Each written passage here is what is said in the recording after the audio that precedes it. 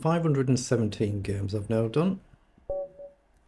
Okay, 2045, good luck. So we've not played before, no head-to-head score. 2,500 games my opponent. Let's stick to the traditional reti with c4.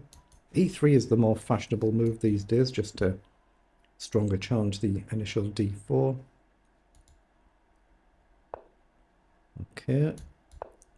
Against this you generally do this, and against this you generally do this, just as a general guide.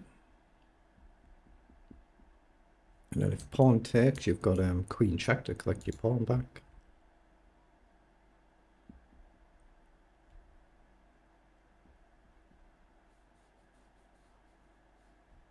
We're just trying to get castled, same for my opponent, then worry about what to do. Unless he's just deciding on whether to go h5, h4 very quickly, could do. Okay, c6. So we're going to match that to develop the bishop on this diagonal.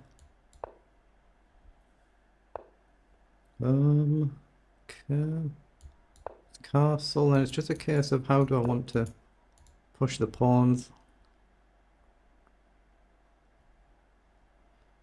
Okay, here. We're going to get this eventually.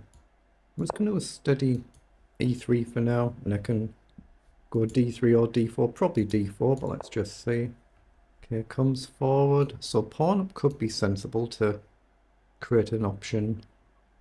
I think I'm going to do that actually. Just gives me the option of bishop to a3, just as a potential move. I've still got d3 or d4.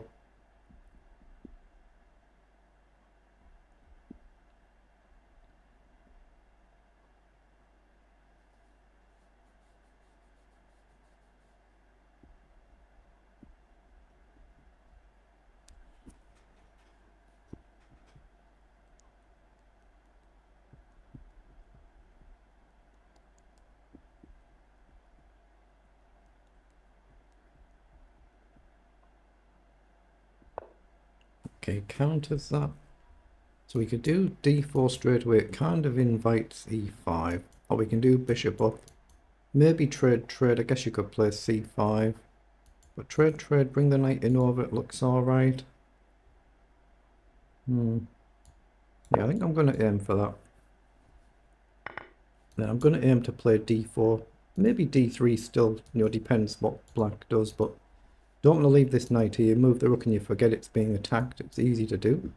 So we'll probably drop the knight back, hoping that we're not blundering. So some move like queen down could be annoying.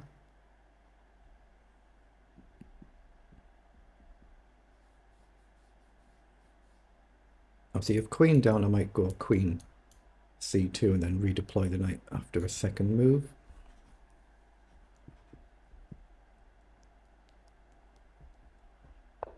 Yeah, that's exactly what my opponent's done. So I think queen to c2 here, then take an extra move to just to redeploy the knight. I don't think I need to think too long about that. I don't want to leave the knight here and just forget about it. Again, pawn down could be an idea at some point, I guess, but I want to try and bring the knight more in over now. So I guess rook across is a move. I don't think I've got really too much else I can do.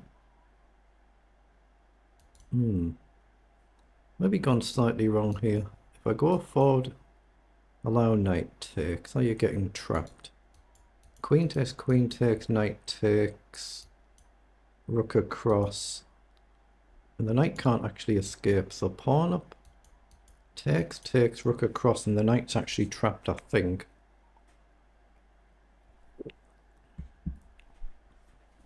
Then if pawn takes, knight takes, so I think d4 gives my opponent a chance to blunder, but I might be blundering myself, but I'm going to play it.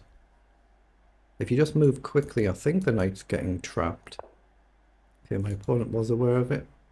So, how do we want to deal with this? I want to still shift this knight, so maybe back now to challenge these two squares.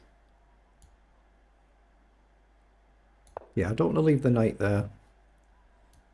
So knight back, or potentially knight up.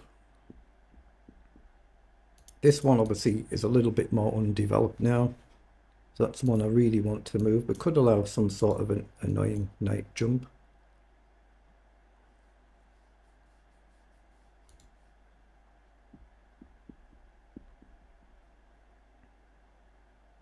Yeah, so that's the move I think I'm looking at, but let's obviously see what black does.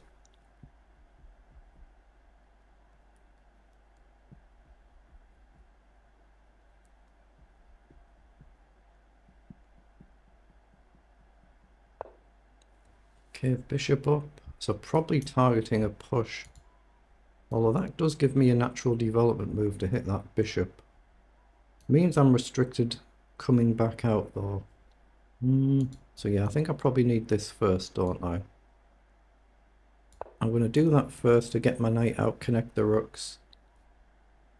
But if I end up taking, which I can now do, I've got the knight up to hit the bishop. And maybe a move like c5 might be called for. Or even c5 immediately now. So I'm looking at takes, knight up, bishop back. Then maybe c5, I guess b6 could come at some point, but it all looks sensible to me. But if takes, I've got knight up to hit the bishop and the bishop to hit the knight. So I guess you can play knight back and then give up the... You can play knight back to guard, give up the bishop to the knight. I'm not sure I want to take the bishop. I'm looking at c5 still. But if you drop bishop back, I think I'm able to take, but there is a pawn loose here as well. Pawn for pawn. They're not necessarily good. Let's just see. Knight back obviously guards.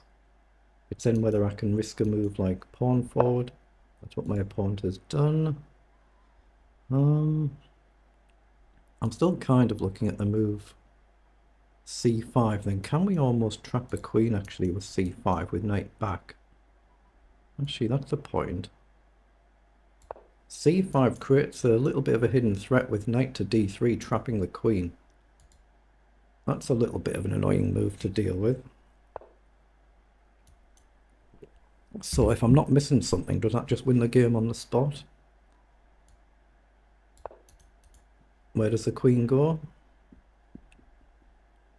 It looks trapped to me, and that's really, really easy to miss, isn't it? I just kind of stumbled across that. It's not like some long, deep theory.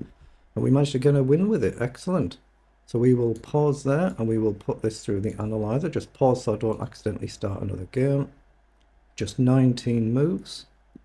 So request computer analysis. Just takes a few seconds to start populating. So we were basically level all the way through, and then we've just gained an advantage towards the end there.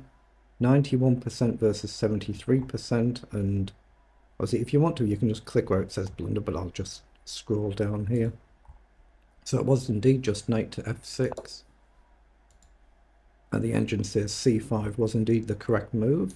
So then the queen will be trapped there. So you can actually just look at what the engine is suggesting and play through the moves, so we'll just see. So saying b6, knight down, takes, knight takes, and it's plus 5.5 for white. You can obviously let that green bar go right through. And then clearly we are winning there. So we did manage to just stumble across it. It's not some, like I say, long, deep theory, but it's obviously worked out very well for me. So we get a good win.